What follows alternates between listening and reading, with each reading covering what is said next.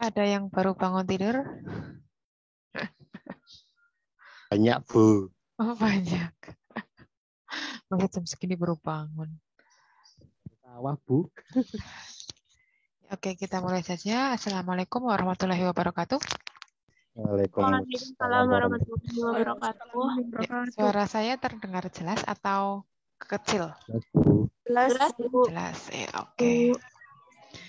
Ya, mohon maaf karena keterlambatan saya masuk. Tadi ada kendala kecil. Jadi harusnya yang masuk jam 9 lebih 10, ini jam 9 lebih 24 baru masuk. Tidak apa-apa ya. Ya, ini merupakan pertemuan ke-5 ya. Ke-5 kalau tidak salah. Di jadwal saya ke-5. Jadi beberapa minggu yang lalu kalian sudah mempelajari terkait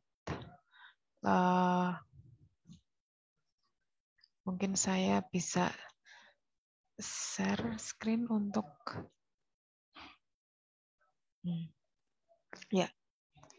Minggu kemarin atau dari awal sampai minggu keempat kemarin sebetulnya kalian sudah saya ajarkan, kemudian saya kasih materinya juga, saya kasih tugas juga yang berhubungan dengan buku yang ada di Elijo. Mungkin kalian yang sudah bisa akses Elijo, di situ kan ada buku referensi ya. Ada banyak buku referensi, nah itu salah satunya buku ini.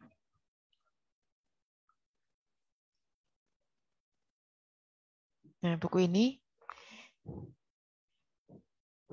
Jadi kita untuk mempelajari mata kuliah pembelajaran tematik terpadu ini nanti kita mempelajari dari beberapa sumber, tidak hanya dari satu sumber saja. Yang kalian sudah pelajari itu bukunya ini, bukunya Rusdi dan Abdillah. Judulnya Pembelajaran Terpadu. Kemudian di awal sudah mempelajari tentang mana ini daftar isinya lah. Sudah mempelajari tentang pengertiannya, kemudian karakteristiknya, tujuannya, manfaatnya, prinsip, kelebihan, dan implikasi. Begitu kan? Kemudian landasannya sudah, modelnya yang ada 10 itu sudah kan? Kemudian perangkat pembelajaran terpadu lah. Ini yang kalian susun kemarin. Gitu. Mungkin untuk mengulas tugas kemarin, kalian itu bingungnya di mana? Saya sudah membaca beberapa pertanyaan yang ada di blog. Blog tujuannya kemarin kan untuk apa ya? Sebagai forum diskusi, barangkali kalian ada yang masih bingung. Saya simpulkan kalau dari pertanyaan kalian itu banyak yang bingung ketika ada instruksi untuk membuat RPP yang bisa digunakan untuk daring dan bisa digunakan untuk luring. Betul ya? Iya, Ya kan? Bu. Iya, Bu, betul. Ya, maksudnya itu hanya diberi keterangan saja, misalkan ya. Misalkan contohnya saya membuat kayak kalau dosen kan membuatnya RPS. Misalkan saya membuat RPS. Jadi RPS itu bisa digunakan untuk luring, bisa digunakan untuk daring juga begitu loh. Contohnya misalkan saya guru menjelaskan materi, misalkan materi kalau matematika materi apa ya, bangun ruang begitu. Dengan menggunakan video dalam kurung jika daring, atau misalkan menjelaskan dengan menggunakan benda-benda konkret. Yang benar-benar konkret itu jika luring begitu. Jadi ada optionnya. Jadi ketika itu digunakan ketika daring yuk masih bisa, ketika luring ya masih bisa, gitu loh maksudnya.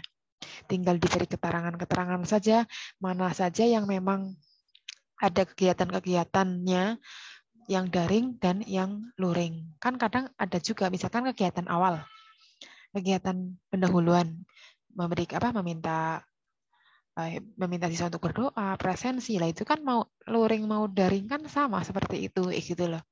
Perintahnya tetap sama, yaitu itu udah bisa digunakan untuk daring dan luring begitu. Mungkin nanti lebih ke penugasan dan penyampaian materinya gitu. Kan kalau luring kan mungkin penyampaian materinya menggunakan ceramah, diskusi dan sebagainya.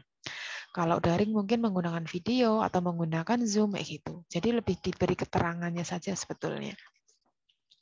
Itu. Masih bingung? Masih bingung apa enggak?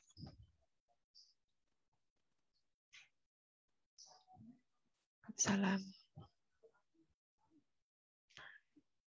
Gitu ya. Jadi kenapa kemarin ada tugas menyusun perangkat pembelajaran terpadu?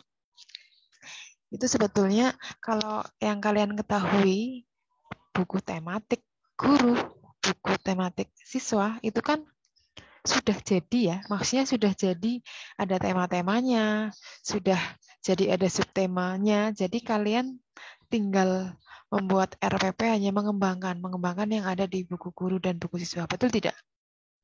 Udah nggak mikir lagi temanya apa, nggak mikir lagi subtemanya apa, karena memang sudah disediakan oleh pemerintah, betul? Betul Betul, kan? Bu. Nah, tujuannya di sini itu kemarin kan saya meminta untuk menyusun perangkat pembelajaran terpadu. Kan ada tahapannya itu. Iya kan? Ada tahapannya. Nah, tahapannya itu sebetulnya supaya kalian mencoba untuk membuat pembelajaran yang terpadu tapi tanpa melihat buku guru dan buku siswa. Nah, itu kan sudah ada temanya. Lah kalian buat sendiri.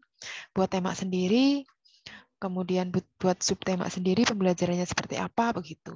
Boleh KD-KD-nya berbeda dengan yang ada di buku guru dan buku siswa juga boleh. Karena ini latihan menyusun pembelajaran terpadu tanpa panduan yang ada di buku guru dan buku siswa begitu. Kalian kemarin membuatnya bagaimana? Coba. Coba kalian kemarin buatnya bagaimana? Pakai KD yang udah ada, Bu. Oh, berarti pakai KD ya, KD yang sudah ada. Oke, memang kalau KD kan nggak mungkin berubah-berubah ya. Maksudnya pakai tema yang sudah ada. Iya, Bu. Oh, Pakai berat. tema yang sudah Iya, ada. Bu. Oh, Cuma pakai. yang hasil itu loh, Bu, yang kayak hasil dari indikatornya itu kan buat sendiri. Oh, Yang kayak gitu. ekonomi Oh, bumi. berarti temanya tinggal ngutip aja ya, berarti ya. Tema sama KD-KD-nya kan tinggal ngelihat aja berarti kalian. Iya, Cuma tinggal yang paling ke bawah berarti menyusun sendiri ya. Ibaratnya ya separoh separoh ngelihat buku, separoh buat sendiri begitu. iya, betul. Iya, Oh, Bu. iya, iya, iya, oke, nggak apa-apa karena memang mungkin beda tanggapan. Tapi ada nggak yang membuat sendiri temanya dari satu kelas ini?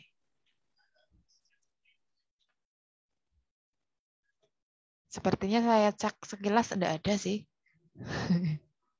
Nggak ada ya, ya wis nggak apa-apa. Jadi tujuannya sebetulnya supaya kalian itu coba membuat sendiri bagaimana sih cara eh, otomatis yang awal kan menganalisis KD-KD-nya dulu kira-kira mana yang cocok dengan KD ini, mana yang cocok dengan mata pelajaran ini begitu. Kemudian kalian susun jadikan satu kira-kira temanya apa ya begitu. Sebetulnya seperti itu. Jadi itulah langkah-langkah menyusun pembelajaran tematik terpadu sebetulnya. Kalau yang kalian ketahui sampai sekarang kan sudah ada bukunya, tinggal melaksanakan. Gitu sudah enak. Tapi aslinya ada proses bagaimana cara menyusun pembelajaran terpadunya. Dari mulai yaitu tadi yang kemarin kalian pelajari tahapannya itu. Begitu ya. Ya. Kemudian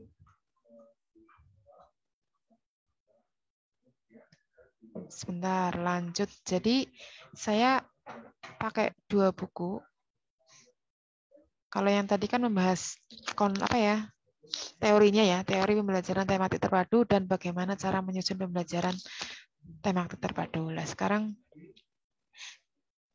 karena ternyata antara buku yang satu dan buku yang lain itu ada beda bab, beda materi, jadi sebaiknya memang kita pelajari semuanya, jangan hanya terpaku pada satu buku saja. Ini saya mencoba yang buku lainnya. Mungkin kalian juga bisa download, sudah ada di Elijo. Ini judulnya pas untuk S1 PGSD dari UMS Sidoarjo tapi bukan Surakarta.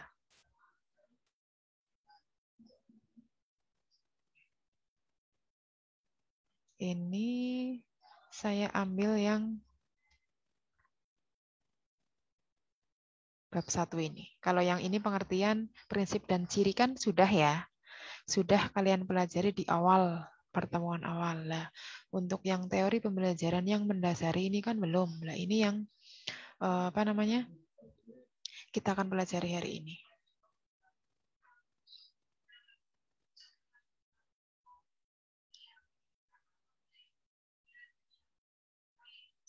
Kalian sudah download bukunya atau belum?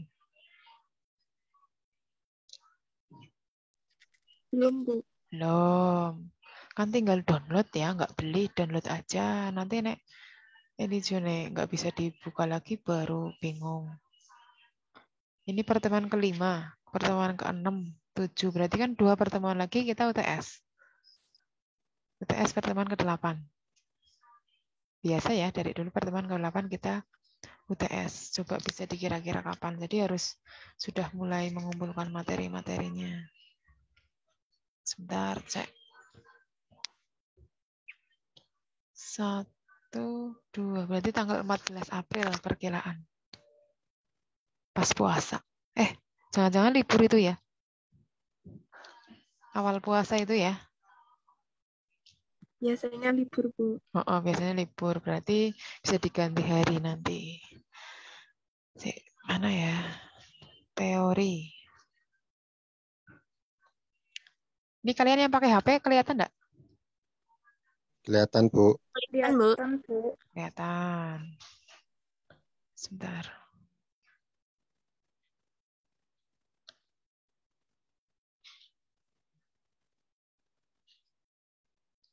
Sebentar.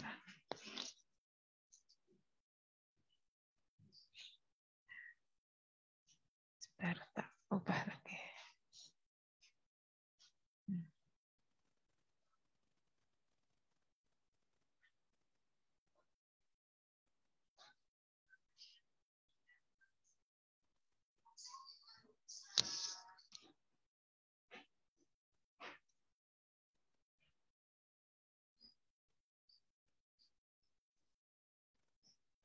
Oke.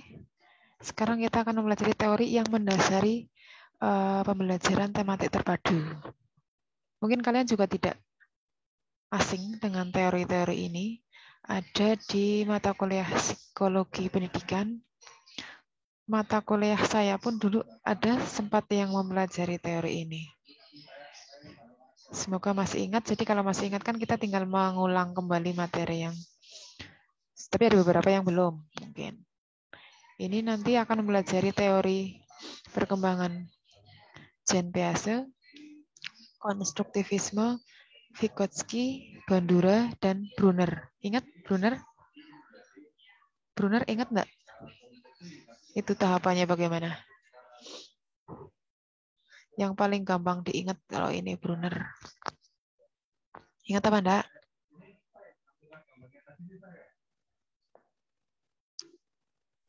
Halo? Ya, simbolik bukan? Betul. Yang enaktif, ikonik, dan simbolik. Itu juga ternyata merupakan dasar konsep pembelajaran tematik terpadu. Kita lihat yang tadi yang pertama. Teori perkembangan Jean-Piaget. Kenapa dikatakan sebagai dasar dalam pembelajaran tematik terpadu? Mungkin kalian juga sudah di luar kepala ya terkait tahapannya, yaitu yang ada 4. Sensori motorik, praoperasional, operasional konkret, dan operasional formal. Ya kan? Dan kalau di SD itu masuk ke tahapan yang keberapa? Ada 4 itu. Konkret. Operasional konkret usia 7 sampai 11 tahun. Jadi kemampuan-kemampuannya baru bisa dengan bantuan benda-benda konkret atau kegiatan aktivitas seperti itu. Kalau di sini dikatakan bahwa perbaikan dalam kemampuan untuk berpikir secara logis. Jadi untuk berpikir secara logis memang harus ada bantuan benda-benda konkretnya. Begitu nanti kalau sudah dewasa dari usia 11 tahun sampai dewasa itu sudah masuk ke formal atau abstrak tanpa bantuan alat peraga pun itu bisa. Yaitu kenapa siswa SD kebanyakan itu atau menggunakan alat peraga lah memang secara tahapan perkembangan kognitifnya seperti ini. Masih dalam tahap operasional konkret begitu. Kalau ini sensori motorik ya, kita lihat yang operasional konkretnya. Oh, enggak ada. Jadi di sini selanjutnya untuk tahap operasional konkret, anak sudah dapat berpikir secara logis, dapat melakukan pengamatan, menilai, dan memperbaiki. Aktivitas belajar anak pada tahap ini melibatkan siswa dalam pengalaman langsung. Jadi memang membutuhkan aktivitas atau kegiatan yang tadi saya sampaikan, karena pada tahap ini siswa ya tahap perkembangannya otaknya ya masih seperti itu begitu.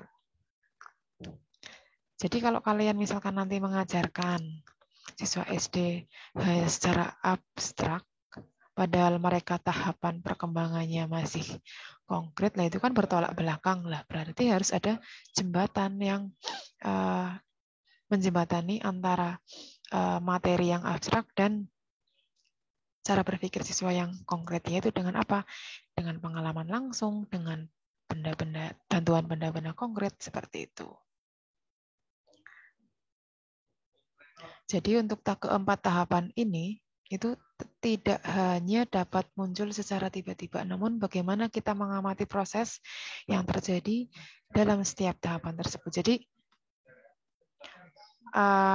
tahapan-tahapan perkembangan kognitif anak itu kan tidak ujuk-ujuk muncul gitu loh. Jadi memang harus ada stimulasi dari awal. Nah, ini kan yang sensori motorik, coba yang dari lahir sampai 2 tahun. Otomatis mereka bisa sensori motoriknya bagus kan harus ada stimulasinya. Begitu juga ketika yang di usia SD, supaya kemampuannya bagus harus ada stimulasinya dengan apa ya? Dengan benda konkret, kegiatan langsung seperti itulah. Kegiatan langsung kan mungkin kalian bisa melihat pembelajaran atau membaca di buku guru atau buku siswa. Kebanyakan pasti di buku-buku tersebut mengaitkan dengan kehidupan sehari-hari.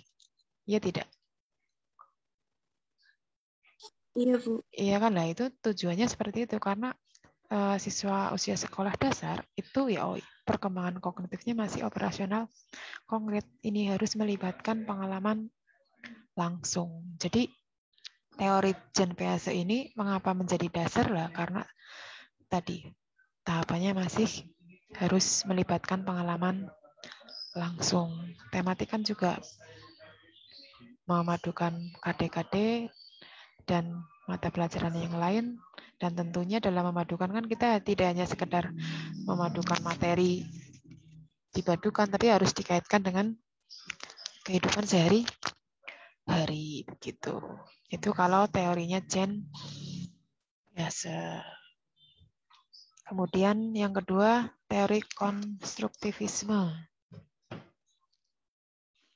Teori ini merupakan yang penting. Kenapa penting? Karena guru tidak dapat hanya sekedar memberikan pengetahuan kepada siswa saja. Konstruktivisme itu sih artinya apa? Ada yang tahu? Konstruktivisme? Konstruktif. Konstruk. Artinya apa?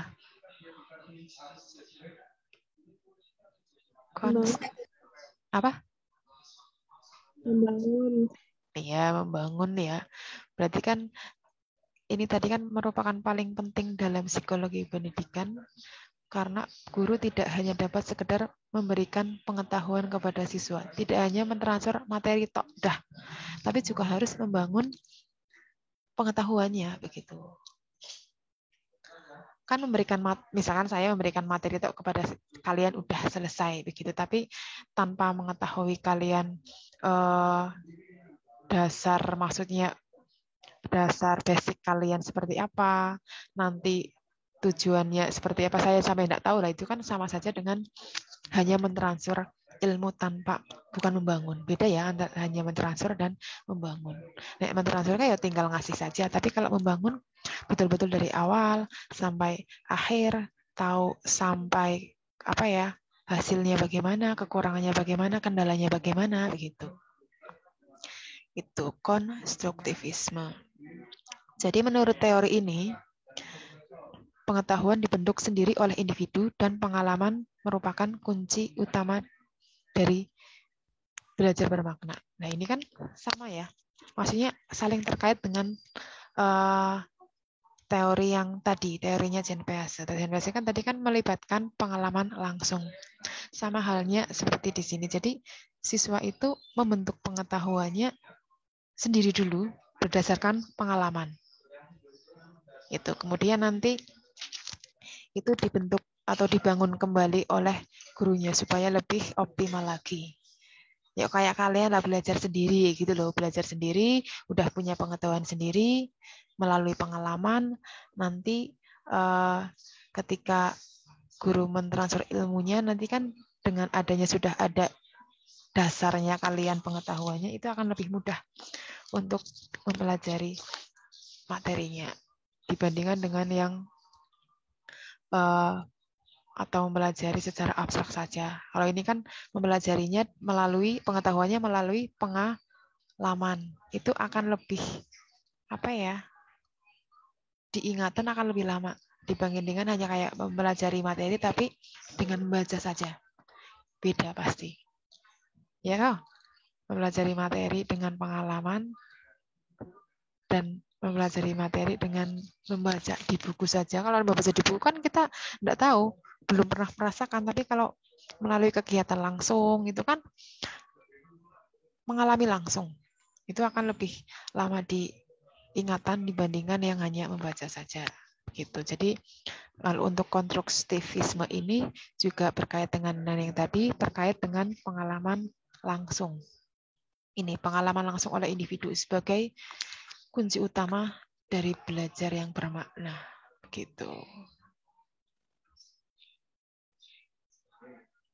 Jadi di sini guru dituntut untuk mampu membuat keadaan belajar di mana siswa diajarkan untuk mencari ilmunya sendiri secara inquiry, penemuan, menggunakan metode penemuan. Mungkin kalau di SD ya penemuannya penemuan terbimbing begitu.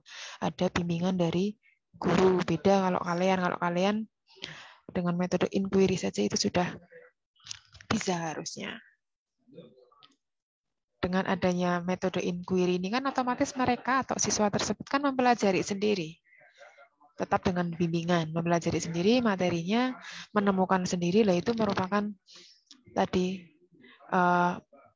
melalui pengalaman individu mereka supaya pembelajarannya menjadi lebih bermakna. Jadi di sini guru itu hanya sebagai fasilitator. Gitu. Bukan sebagai sumber utamanya, tapi hanya sebagai fasilitator. Siswa itu nanti belajar sendiri sesuai dengan instruksi-instruksi dari seorang guru.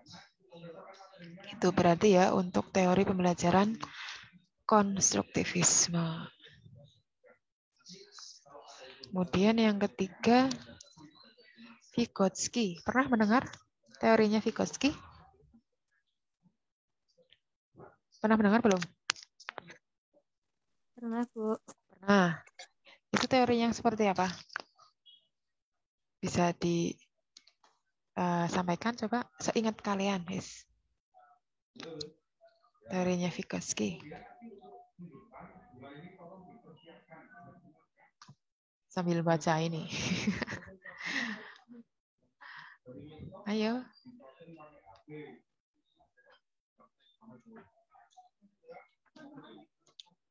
Sosial kultural dari pembelajaran. Pembelajaran terjadi apabila anak bekerja belajar menangani tugas-tugas yang belum dipelajari, namun tugas itu masih ada dalam jangkauannya. Berarti kan bisa dikatakan saling berkaitan juga kan dengan yang tadi, yang Jean Piaget dan konstruktivisme. Betul? Iya, Bu. Iya kan? Jadi siswa itu menangani tugas-tugasnya sendiri, tapi masih dalam jangkauannya, masih dalam ruang lingkupnya mereka, gitu. Ya, nek misalkan, yuk, contoh saja materi matematika di SD kelas 2, kan masih mempelajari operasi bilangan ya. Kalau kalian atau mereka diminta untuk mempelajari bangun ruang, kelas 2 bangun ruang, sampai ke rumus-rumusnya, ya belum jangkauannya, gitu loh. Jadi maksud dari masih berada dalam jangkauannya, masih lingkup dari apa yang memang harus mereka pelajari, tidak di luar batas. Begitu. Paham ya berarti ya? Pembelajaran terjadi apabila anak belajar menangani tugas-tugasnya yang belum dipelajari, namun tugas tersebut masih dalam jangkauannya. Jadi belajar sendiri, namun materinya masih berada dalam jangkauannya, kayak gitu. Itu. Contoh, kalau ini ada contohnya. Ketika akan mengajarkan materi hukum pembiasan, siswa harus memiliki prasyarat pengetahuan yang berkaitan dengan cahaya. Seperti siswa sudah memahami bahwa lintasan cahaya adalah medium homogen atau lurus. Siswa memberikan contoh pembiasan dan pemantulan dalam kehidupan sehari-hari. Begitu. Jadi, dengan contoh di sini, siswa menangani tugas-tugas sendiri, mengerjakan tugas-tugas sendiri, namun masih dalam jangkauannya, namun masih dalam materi-materi yang memang mereka pelajari. Begitu. Itu teori Vygotsky. Jadi mereka sudah punya dasarnya, sama seperti yang konstruktivisme itu. Kemudian mereka diminta untuk memberikan contohnya atau diberi tugas terkait dengan kehidupan sehari-hari yang berhubungan dengan materi yang sudah dipelajari. Seperti itu. Itu Vygotsky. Berarti kalau di sini bisa dikatakan teori Vygotsky ini siswa harus memiliki prasyarat pengetahuan dulu.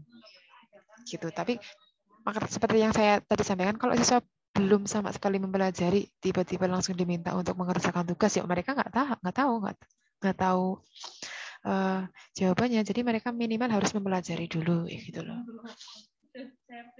Mempelajari dulu pengetahuan prasyaratnya. Ini kalau siswa usia sekolah dasar, tidak bisa disamakan ya dengan mahasiswa. Mahasiswa sih itu sudah bisa dikatakan dan harusnya memang sudah mandiri cara belajarnya. Itu untuk teori Vygotsky. Itu ya, ini intinya sama saja. Yang di bawah, ide penting lain, memberikan sejumlah bantuan yang besar kepada seorang anak selama tahap-tahap awal pembelajaran, kemudian anak mengambil alih. Ya, berarti kan sama saja. Awalnya anak awalnya dibantu oleh seorang guru untuk mempelajari materinya, ini, kemudian diberikan tugas, dan tugas itu mereka harus sudah mandiri mengerjakan sendiri, begitu. Itu Vygotsky. Kemudian Bandura. Bandura ini pernah mendengar teorinya Bandura? Belum, Bu. Oh, belum. Sebentar. Jenengan mata kuliah psikologi pendidikan di semester berapa ya? Dulu ya, udah kan ya? Harusnya udah lah. Harusnya udah ini, Albert Bandura. Bentar, cek.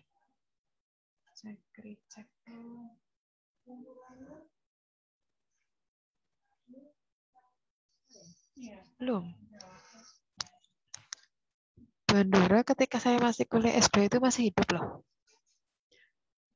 Berarti tahun 2000 berapa ya? 14. Tahun 2014-an Bandura itu masih hidup, nggak tahu kalau sekarang udah meninggal atau belum, bisa dicek sendiri ya kalau mau tahu sejarahnya atau profilnya Bandura. Bandura merupakan teori belajar sosial lah. Kalau tadi kan Vygotsky kan teori sosial kultural lah. Ini kalau Bandura teori belajar sosial. Yo, intinya berarti kan keempat teori ini kan sama ya, sama-sama berhubungan dengan sosial. Manusia belajar melalui pengamatan secara selektif dan mengingat tingkah laku orang lain. Belajar melalui pengamatan. Nah, ini kan pengamatan kan sama saja dengan pengalaman langsung juga. Jadi keempat teori memang meminta untuk belajar itu melalui pengamatan langsung atau pengalaman langsung. Gitu. Jadi secara tidak langsung meminta pembelajaran tematik terpadu juga mengaitkan dengan kehidupan sehari-hari dan meminta untuk pembelajarannya melalui pengalaman langsung seperti itu. Ini menyatakan seseorang belajar menurut teori ini dilakukan dengan mengamati tingkah laku orang lain. Belajar dari model. Hasil pengamatan itu kemudian dimantapkan dengan cara menghubungkan pengalaman baru dan pengalaman sebelumnya atau mengulang lagi. Jadi kayak kalian punya idola gitulah. Tapi yang baik-baik ya. Kalian mengamati seseorang tersebut, oh ternyata mempunyai sikap disiplin yang bagus ya. Oh ternyata beliau itu cara pandangnya bagus ya, gitu loh. Nah itu kalian amati, kemudian hasil dari pengamatan tersebut kan otomatis ternyata beliau itu disiplin karena ini. Beliau bisa memanage waktu karena seperti ini begitu misalkan. Kemudian kalian memantapkan hasil pengamatan tersebut dengan apa yang jenengan punya. Kemudian itu kan berarti pengalaman baru ya. Apa yang jenengan amati itu kan hasil dari pengamat atau pengalaman barunya. Nah, di mana jenengan sendiri kalian itu sudah punya pengalaman sendiri atau pengalaman sebelumnya. Nah, itu digabungkan. Kira-kira pas tidak? Kalau misalkan pengalaman sebelumnya itu memang kurang bagus, berarti kan dibaguskan dengan pengalaman yang baru begitu. Kalau sudah bagus, ditambahkan informasi yang baru, otomatis kan akan lebih baik lagi begitu. Itu teorinya Bandura. Jadi mengamati model, kemudian menghubungkan hasilnya dengan apa yang kalian punya begitu. Itu teorinya Bandura.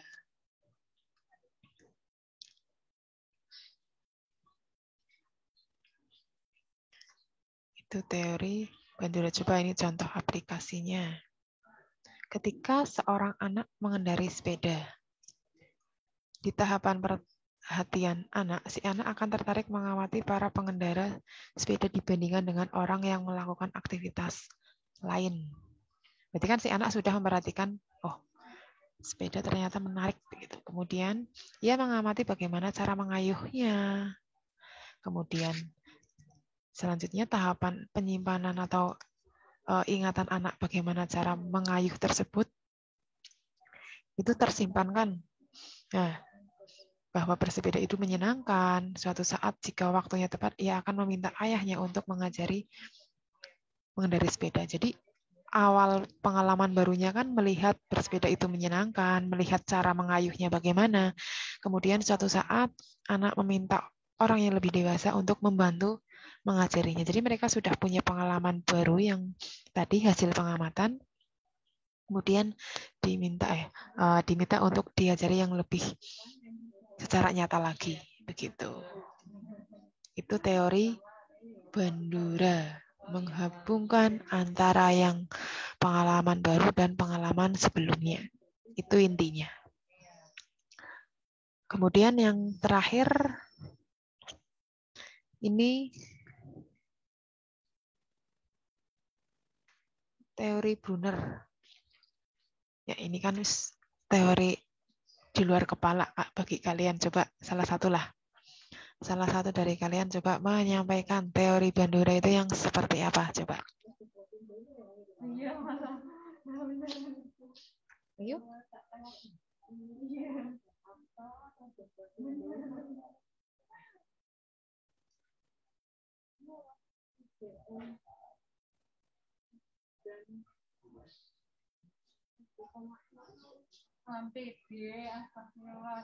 Ayo, siapa? Teori Brunner.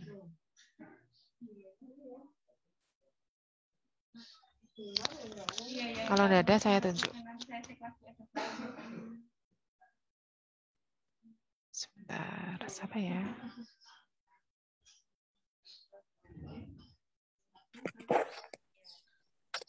Ada tidak? Maksud tidak ada. Seingat kalian, wis teori Brunner yang seperti apa? Tadi kayaknya ada yang udah jawab, Mbak Sela, apa? Iya Bu, tadi cuma ingatnya simbolik itu Bu. Simbolik. Ya, teman yang lain melengkapi. Mbak Dewi.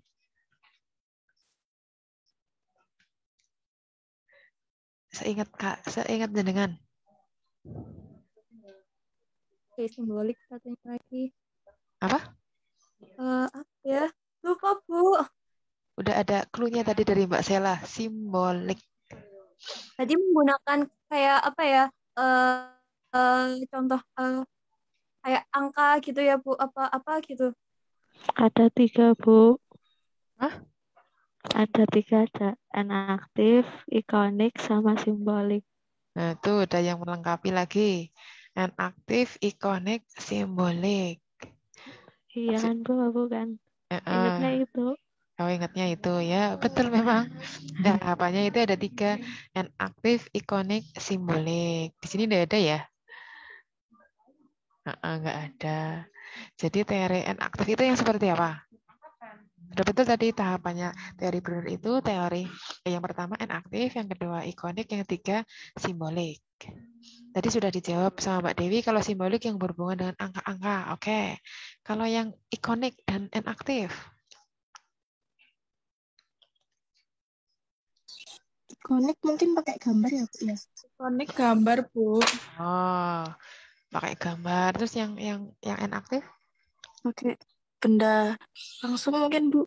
Benda Ya, konkret. benda konkret atau kegiatan langsung ya, tidak hanya sekedar menggunakan benda, tapi kegiatan langsung mereka mengalami langsung juga masuk aktif gitu. Ini pun mungkin kalau kalian tadi menyimak dari teori 1 sampai 4 ya berhubungan juga kan? Berhubungan dengan kehidupan sehari-hari, keadaan nyata, pengalaman langsung begitu. Teorinya Jerome Brunner. Ini juga teori Brunner yang selanjutnya disebut pembelajaran penemuan inquiry. Lah, tadi kan juga ada inquiry-nya juga teori sebelumnya. Ini juga ada inquiry. Udah jelas teori kelima ini berarti saling berhubungan. Model pembelajaran yang menekankan pentingnya pemahaman tentang struktur materi dan ide yang dipelajari. Perlunya pembelajaran yang aktif begitu sebagai pemahaman dasarnya. Melalui yang terjadi, ini pembelajarannya yang terjadi melalui penemuan pribadi. Jadi melalui pengalaman langsung begitu.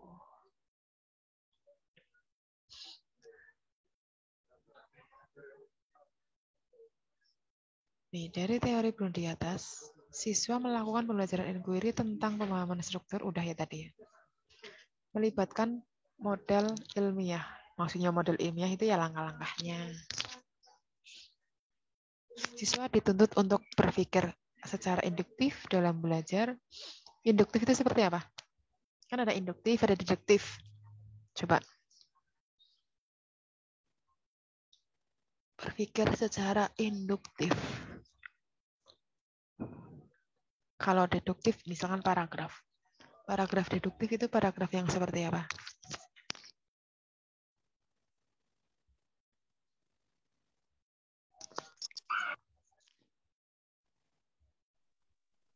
Paragraf deduktif, paragraf yang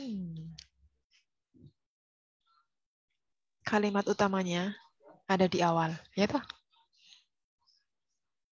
Nah, kalau ini induktif, berarti yang kalimat utamanya ada di akhir. Jadi bisa dikatakan siswa dituntut untuk berpikir secara induktif dalam belajar. Berarti ini belajarnya bisa kalian hubungkan dengan tadi paragraf induktif, yaitu kalimat utamanya di akhir, kalimat penjelasnya berarti di sebelumnya ya, berarti kan si anak siswa diminta untuk mencari contoh-contohnya terlebih dahulu, data-datanya dulu, baru nanti disimpulkan. Begitu toh? Ya? Iya, Bu. Gitu. Jadi kalau kita melakukan metode ilmiah, model ilmiah kan seperti itu. Cari-cari datanya dulu secara lengkap, apa saja A, B, C, D, E, F, G, kemudian disimpulkan. Simpulan tersebut kan sebagai kalimat utama kalau di dalam paragraf begitu. Itu inquiry tadi sama dengan penjelasan-penjelasan teori sebelumnya seperti itu. Itu siswa dituntut tindak tanduk dan belajar dengan melakukan pembelajaran melalui penemuan pribadi.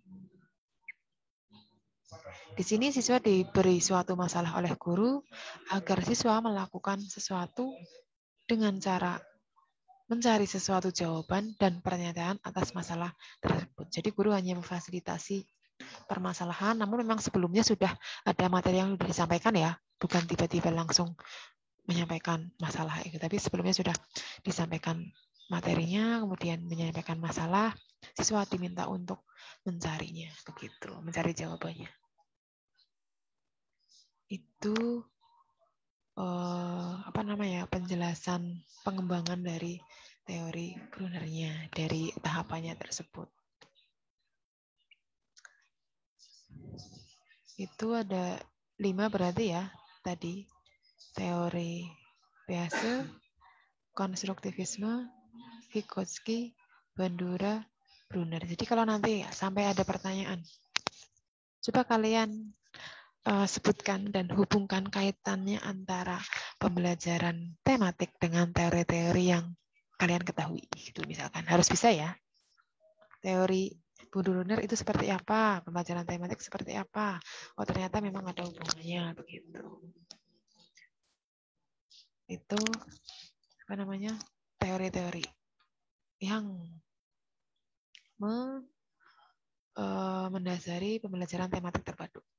Kalau ini sudah ya kalian ya, yang bab 2 ini sudah kalian lakukan kemarin. Persiapan melakukan pembelajaran. Persiapan nih, kalau kemarin kan kalian menyusun ya, mengembangkan.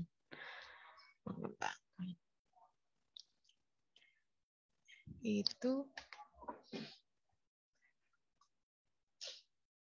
terkait teori yang sudah, teori yang mendasari pembelajaran tematik terpadu. Jadi ada 2 buku ya yang kita pelajari, bukunya ini dan yang tadi berwarna biru. Bu, untuk buku yang ini belum di-share di LIQ, Bu. Belum, Boh? Tadi saya lihat belum ada, Bu. Saya coba cari.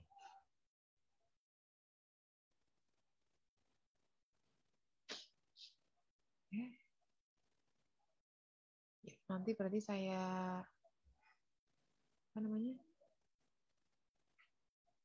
saya share di Elijo. Kemudian saya mau bahas yang ini, kalau mau buka web bisa nggak sih ya? Share web bisa tuh? Ada yang pernah pakai Zoom nge-share web belum? Oh, belum, Bu. Pernahnya share video dan sebagainya. Oke, bisa nih. Bisa?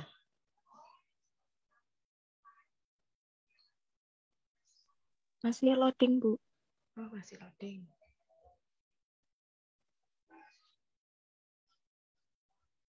Bisa, Bu. Bisa ya? Tapi emang jadinya lemot banget ini.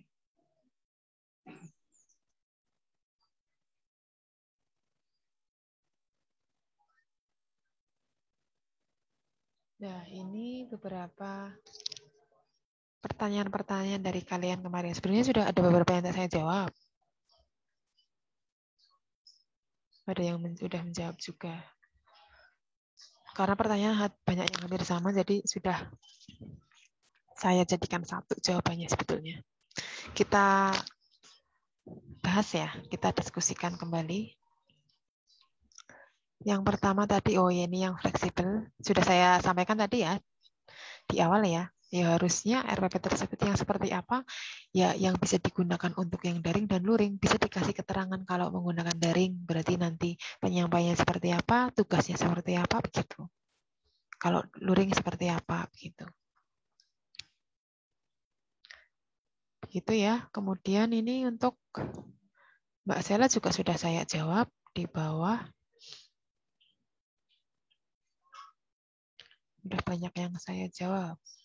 Mbak Sela, waktu pengisian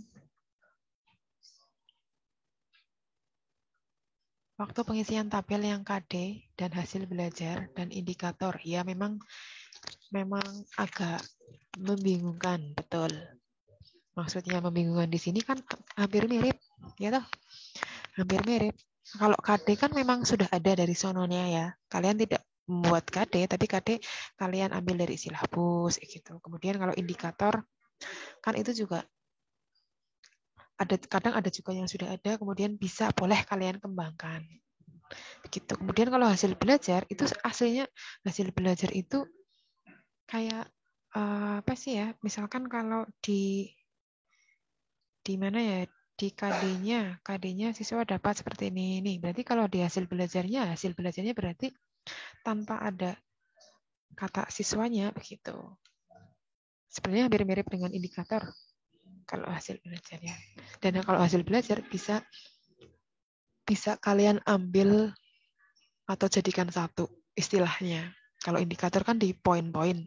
Misalkan siswa dapat melakukan operasi penjumlahan, siswa dapat melakukan operasi pengurangan, siswa dapat melakukan operasi perkalian pembagian.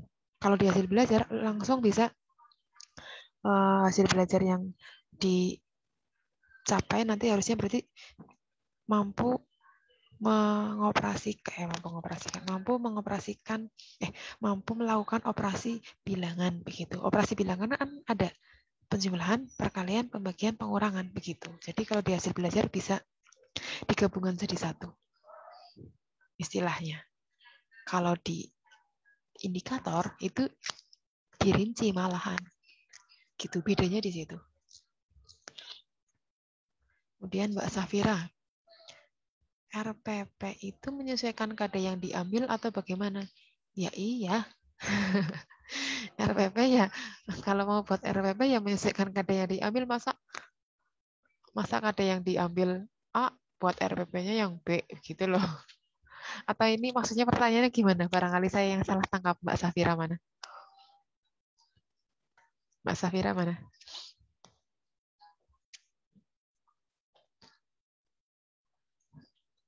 Mbak Safira? Ada toh? Ada apa enggak ini? Ada. Maksud pertanyaannya seperti apa? Atau memang seperti itu tadi yang sudah saya jawab, atau memang bukan seperti itu?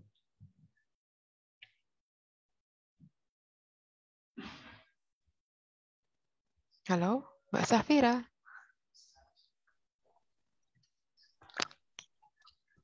Ada nggak ini anaknya?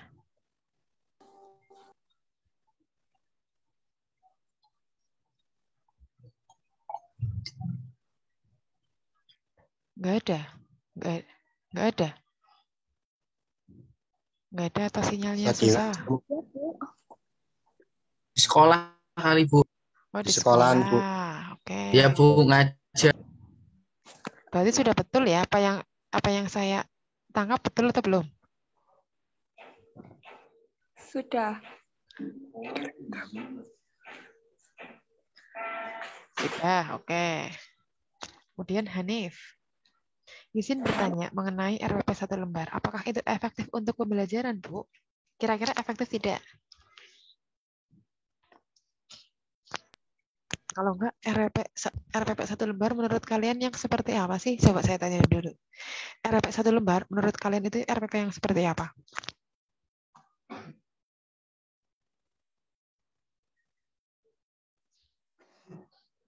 Yang 1 lembar. Ya.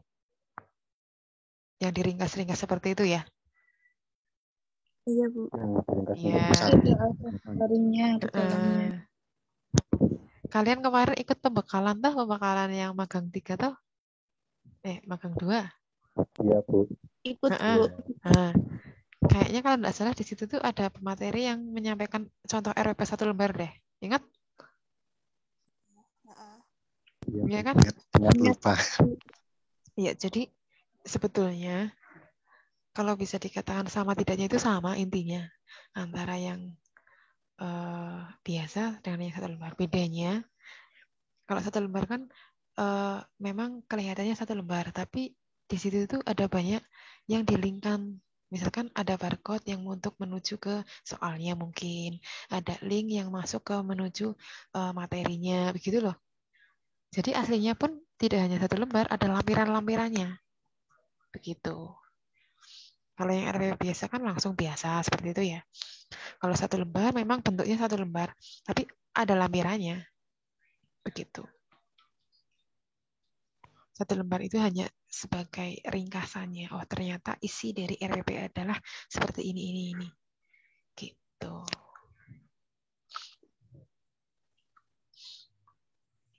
Jadi efektif tidaknya bukan didasarkan pada cara membuat RWP-nya 1 lembar atau bukan, tapi lebih ke pelaksanaannya. Begitu. Kemudian ulfatur rahmah. Penyusunan buku tematik kan ada bagian penyusunan hasil belajar. Oh, sama tadi ya. Sama. Izin bertanya bagaimana cara membuat indikator pencapaian supaya ketika diimplementasikan pada pembelajaran tersebut akan maksimal. Cara membuat indikator pencapaian. Indikator pencapaian itu kan turun dari KD ya. Dan untuk membuat indikator pasti kita membutuhkan kata kerja operasional. Betul? KKO lah. KKO itu kan levelannya kan banyak. Ada yang dari level 1 sampai ke level 6. Gitu? Nah, Iya. ya untuk mau menggunakan level 1, 2, 3, 4, 5, 6 itu juga harus melihat KD-nya. Ini KD-nya seperti apa gitu loh. Dan kalau bisa memang harus bertahap. Apalagi yang bagusnya memang yang level C4, 5, 6. Yang HOTS itu ya. Higher Thinking, Higher Order Thinking Skill. Itu yang HOTS 3, 4, 5, 6. Namun untuk menuju 4, 5, 6 kan butuh prosesnya juga. Menggunakan C1, C2, C3. Jadi ya bagusnya memang bertahap. Kalau bertahap kok anak langsung lancar jaya, langsung ke tahap yang 4, 5, 6 begitu. Sebetulnya ya maksimal tidaknya sekali lagi tidak dilihat dari indikatornya juga, tapi prosesnya. Proses pembelajarannya itu yang akan nanti membantu pencapaian indikatornya. Gitu, Mbak Vita. Kemudian ini yang RWP fleksibel. Udah tadi ya. Ini juga menentukan hasil belajar. Sudah tadi. Apakah sesuai KD yang diambil? Iya, jelas sesuai KD yang diambil. Silviana. Mengenai hubungan KD dan tema pada tabel hasil belajar dan juga indikator, saya bingung. Tadi udah ya. Intinya sama. Untuk pengisian penetapan tema itu cara menentukannya bagaimana? Isian penetapan tema lah itu tadi kan memang kalian dalam menyusun tugasnya kan melihat buku ya, sesuaikan dengan apa yang kalian ambil.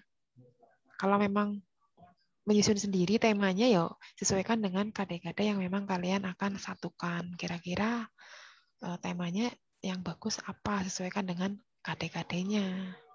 Gitu. Jadi membuat tema aslinya terakhiran. Kalau sudah bukan terakhiran sudah instrumennya jadi, maksudnya terakhiran sudah memadukan KD-KD. Pengisian penetapan tema. Kemudian Mbak Ngesti, hasil belajar sama.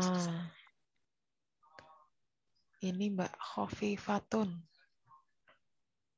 silabus yang dibuat dalam tugas kemarin untuk mapel yang dicantumkan pada silabus apakah hanya yang diajarkan dalam pembelajaran tersebut atau mencantumkan mapel lainnya?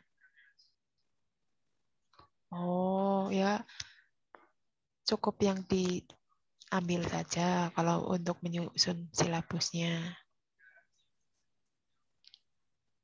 Kemudian masih bingung untuk format RPP. Oh, tadi udah ya. Sama hasil belajar. Rata-rata RPP sama hasil belajar ini. Nah, RPP hasil belajar. Ini juga hasil belajar juga. Tentang penugasan kemarin.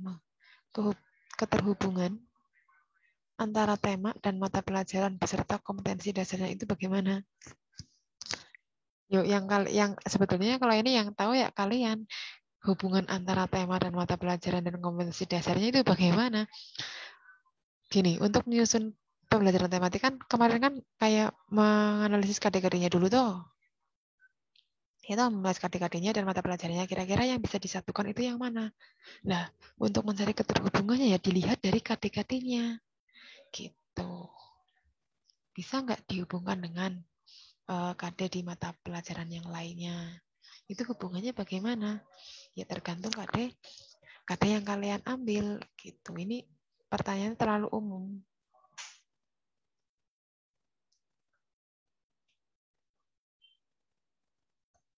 Kalau melihat di buku, memang jadinya seperti ini. Bingung. Tapi kalau nyusun sendiri tanpa melihat buku malah kan kreasi sendiri nanti jadinya.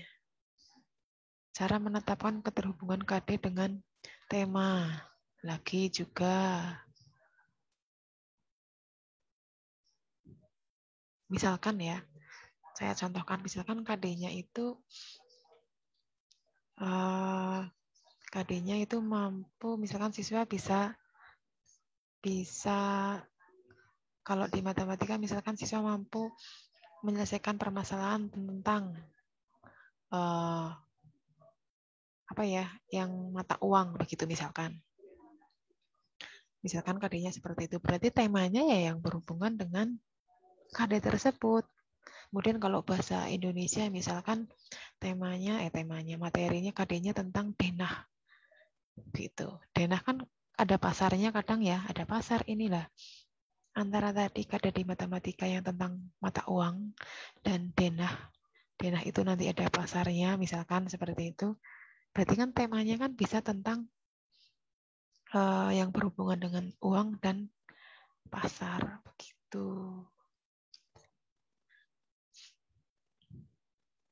Itu untuk keterhubungan KD dengan tema. Harus melihat KD di mata pelajaran yang kalian ambil. Itu kemudian mengetahui kriteria menggabungkan. Untuk mengetahui kriterianya, yuk dilihat per KD memang. Ya.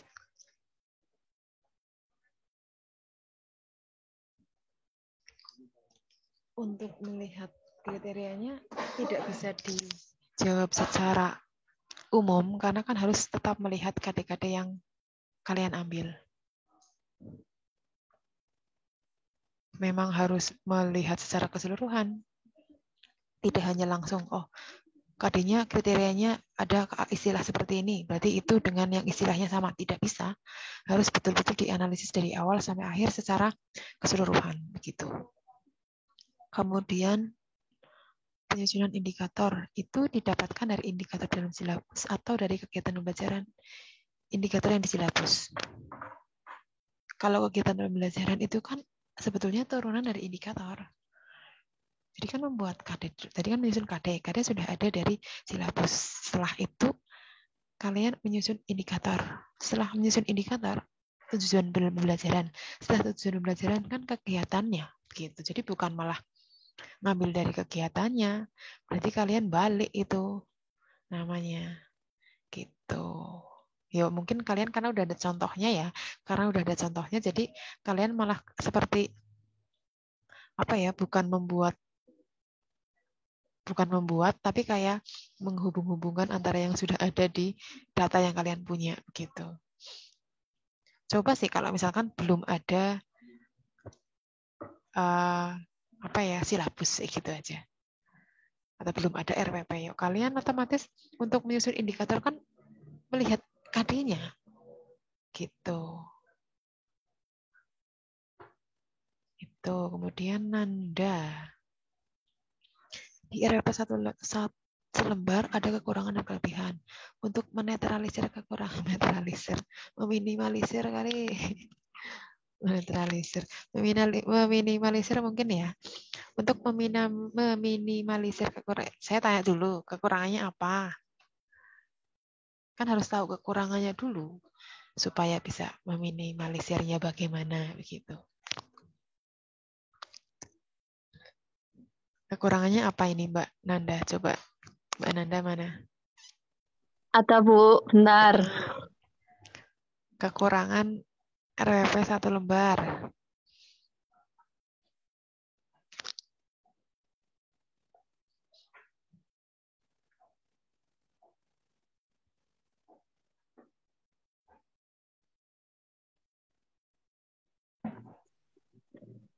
Tidak lengkapnya peralatan dan bahan praktik dalam media pembelajaran di sekolah, Bu.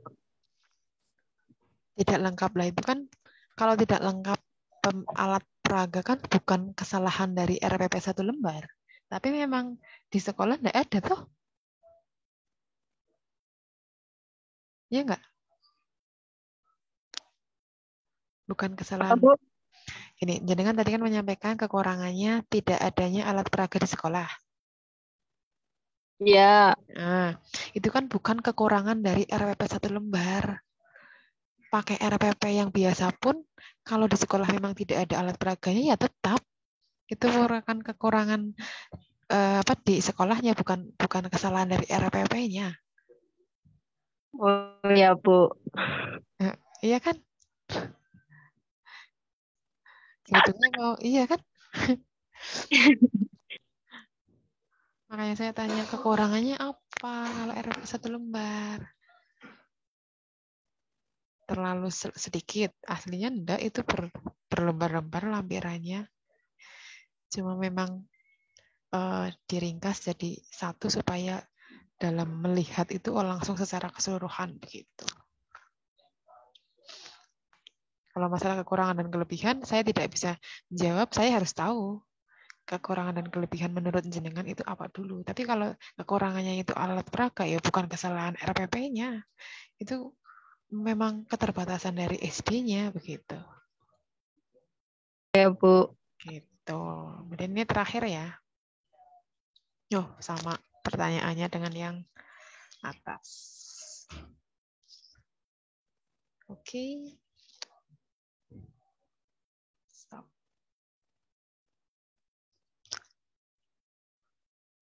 Ya. Jadi untuk materi hari ini itu tadi teori tentang yang mendasari pembelajaran tematik terpadu. Ada 5 teori ya. Teori konstruktivisme, Piaget, Brunner, Vygotsky, Bandura. Ada 5 itu. Dan intinya secara keseluruhan intinya sama. Kalian tadi sudah mencermati sendiri-sendiri. Intinya sama, yaitu berkaitan dengan pengalaman langsung siswa. Begitu. Ya, itu mungkin untuk materi yang dapat disampaikan pada hari ini. Ada pertanyaan? Untuk presensinya gimana, Bu? Apa? Presensinya. Presensinya di Elijo. Elijonya belum bisa diakses ya? Iya. Ya wis tak panggil satu-satu ya. Kamu nggak bisa tes, coba saya panggil cek aja sekali-kali, panggil satu-satu. Ada enggak orangnya? Ibu, maaf. Iya, gimana? Kalau Elijonya itu udah bisa masuk, berarti itu udah langsung otomatis masuk ke grupnya matematikanya Ibu ya? Ya, coba dibuka jenengan bisa apa enggak? Iya, Bu.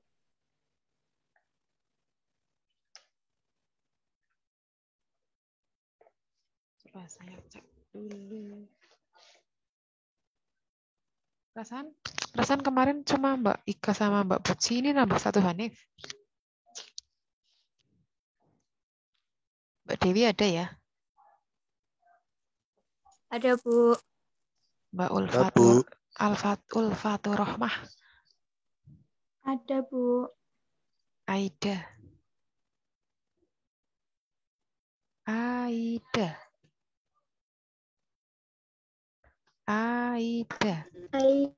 Bu. Astuti. Hadir, Bu. Dian Mei Latifah. Hadir, Bu. Rismatul. Ada, Bu. Vita. Hadir, Bu. Ngesti. Ada, Bu. Sofi. Hadir, Bu. Puji. Hadir, Bu. Ika. Tadi hadir ya. Yuliana.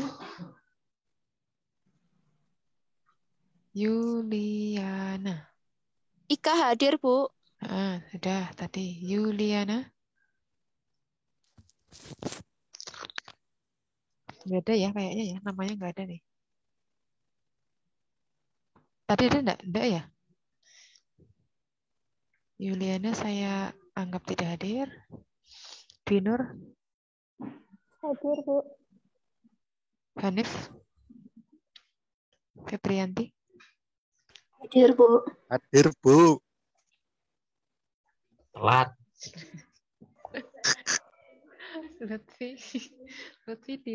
Lutfi di sini ternyata ini. 1, 2, 3, 4, 5. Ambi, Bu. Lutfi di ruangan saya ini malah tatap muka langsung ini kuliahnya. Ananda. Ada, Bu. Ria. Hadir, Bu. Khofifatun. Ada tadi kayaknya. Khofifatun. Khofifatun Rohmah. Hadir, Bu. Lagi sakit apa, Mbak?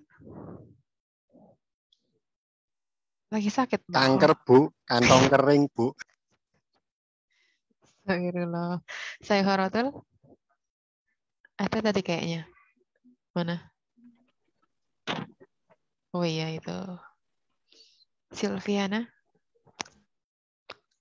Oh iya. Sheila ada. Surya ada. Hadir. Laviola. Ini Hadir, Bu. enak kalian kalau Zoom ya pada pakai kaos. Itu kelihatan ada yang pakai kaos. Mama Surya itu pakai kaos, Bu. Iya. Nggak boleh Hanif itu. juga, Bu. Nggak boleh aslinya Hanif. itu. Pakainya tetap kemeja walaupun Zoom. Mungkin kalau saya nggak Mas kelihatan Andi ya. pakai sarung, Bu. Nah tuh Mas Andi tuh pakai kemeja. Jaket. Pakai jaket.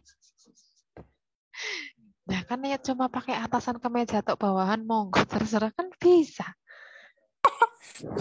Pakai celana pendek boleh ya, Bu? Ya boleh kan nggak kelihatan. Gitu. Sarung, Mas Andi pakai sarung. Ya jadi minggu depan kalau Zoom lagi nggak boleh pakai kaos ya. Siap, Bu, insya Allah. Yuk keuntungan yang Putri pakai kerudung jadi nggak tahu pakai kaos apa pakai enggak. Betul, Bu, betul. Berarti besok pakai kerudung aja ya, Bu. Ya monggo. Nggak lucu. Istri mana istri? Oh itu. Hadir, Bu. Andi ada. Safira ada tadi. Yang belum saya panggil ada? Udah semua ya? Udah, Bu. Ya oke. Bu, maaf. Tadi, Bu, Mbok. Nah, Yuliana susah sinyal, Bu. Oh Yuliana susah sinyal. Tapi tadi masuk. Bu. Tadi masuk.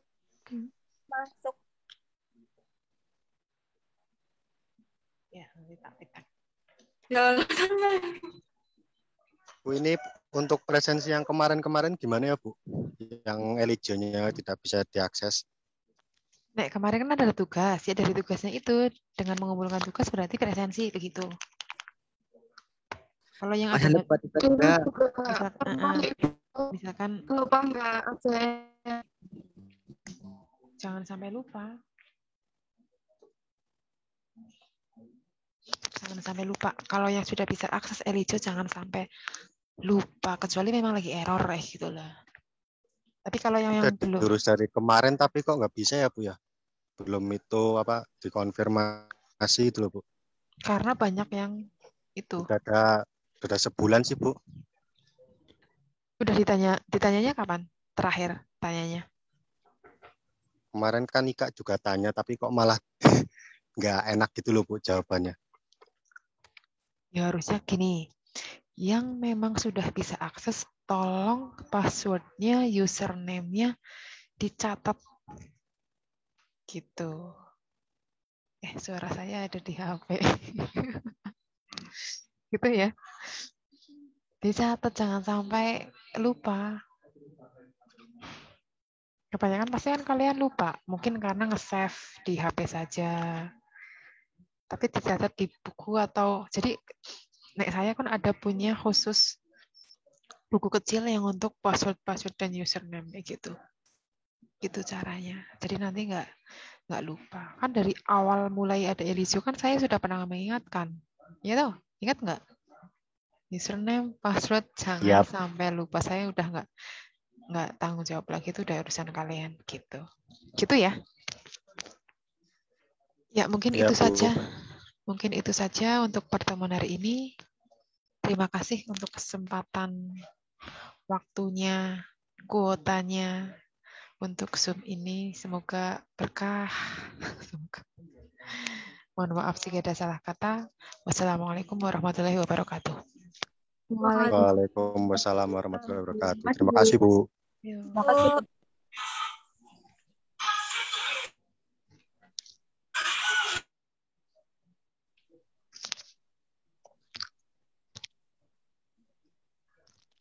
Mas Hanif, ayo nyoto.